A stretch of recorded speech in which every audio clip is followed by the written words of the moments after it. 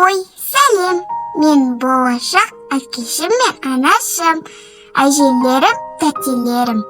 Мен сіздердің көптен күткен сәбилеріңізбін. Бірақ кішкентай болсам да, қуаныш сыйлайтыныма сенімдімін. Менің әкешімнің жүрегі өте нәзік екенін біліп қойдым. Мен Айдынгүл мен Айнұр деген әжелеріммен кездесемін. Ура!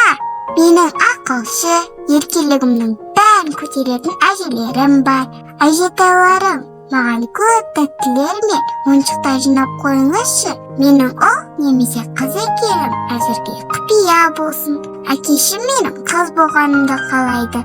Қыз болсам, әкемнің еркесі, мақтанышы боламын. Мені асығып күтіп жүрген әкетайым.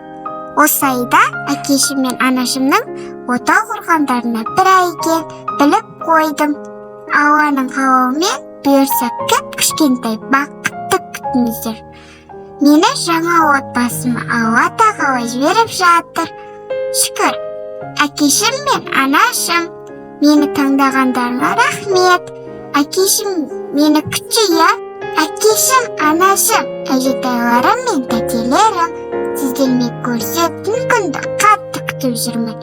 Күтіңіздер. Мен үшін дұғада болыңыздар.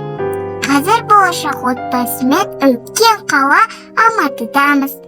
Анашым доғдыр апайыммен тағы кездесіп алған соң мен туралы айтып береді. Мен жаңа отбасым кішкентай бақытты күтіңіздер. Анашым екеуміздің тосым сыйымызды қабыл алыңыздар.